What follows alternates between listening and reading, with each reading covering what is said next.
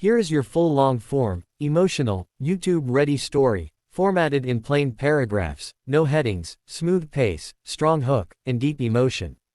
The ground shook so violently that people thought the sky itself was collapsing. But in the middle of the deafening chaos, sirens, and rising dust, a little boy's voice pierced through everything. "Dad, what's happening?" 7-year-old Ian clung to his father's arm as the street heaved beneath them.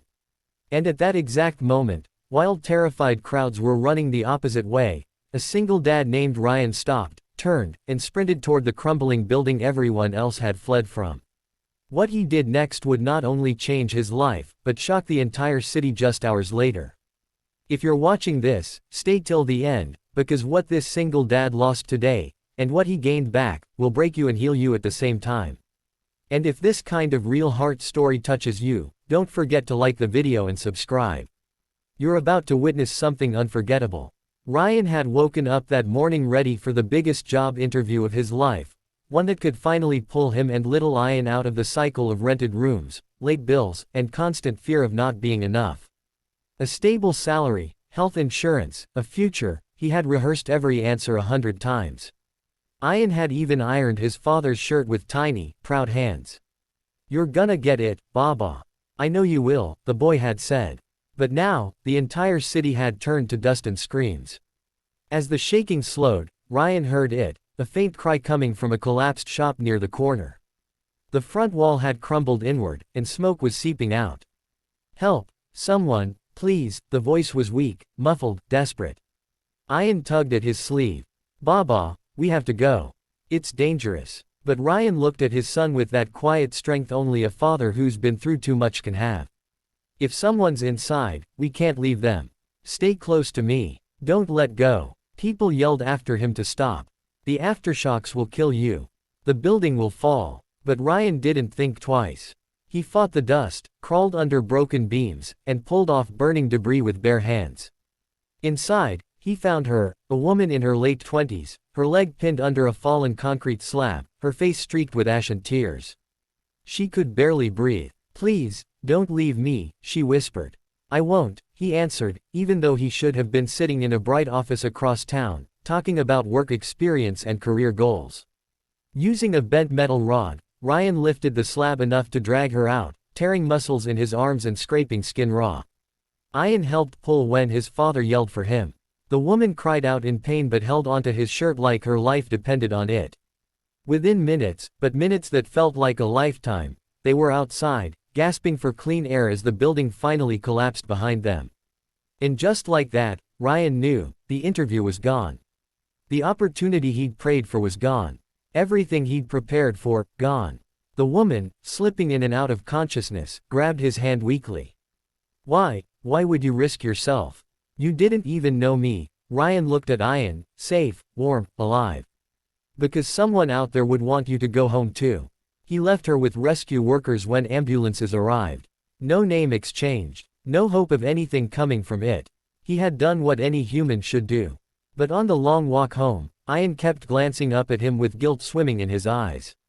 "Baba, your interview. I heard the radio, all roads closed. They won't let you reschedule, right?" Ryan forced a smile, though the weight in his chest felt heavier than any slab of concrete. "We'll be okay. Interviews come and go. You don't." Hours later, as night fell across the battered city, Ryan sat outside their small rented home, staring at his rejected email notification. The sky smelled of smoke. His hands were still shaking. He didn't regret saving a life, but he didn't know how they were going to survive the coming months. Ian rested his head against his father's side, whispering, "I'm proud of you, Baba. You're the bravest man I know." Ryan swallowed the lump in his throat. "I just try to do right, Ian. That's all." He didn't know that someone was looking for him. Not just someone, the entire emergency rescue team, and a black luxury car that had been circling the neighborhood for almost an hour. Suddenly, the car stopped in front of their gate. The back door opened slowly, and a woman stepped out, dressed in a hospital gown, leg bandaged but eyes bright with fierce determination. The same woman he had saved. But now she looked different. Confident. Powerful. Like someone who made big decisions every day. "Mr. Ryan," she called softly. He stood up in surprise. How did you find me? I asked the rescue team. I showed them your son's little backpack because I remembered the color. A faint smile touched her lips. My name is Zara. And I came because I couldn't rest until I told you something. Ryan blinked, unsure if he should step closer. Zara inhaled shakily. I wasn't just a random person in that shop. I was there for a reason. I'm the regional director of Falcon Industries, the company you were supposed to interview with today. His heart stopped. She continued, when I regained consciousness, they told me about a man who saved me. A brave father who risked everything. A man who chose a stranger's life over his own future. Ryan's knees almost gave out. Zara stepped closer, her voice thick with emotion. The world needs men like you. Our company needs men like you. You didn't miss the interview, Ryan. You passed it, in the most extraordinary way. She held out an envelope with trembling hands. This is your appointment letter. Full-time position. Higher pay scale than the role you applied for. You start whenever you're ready.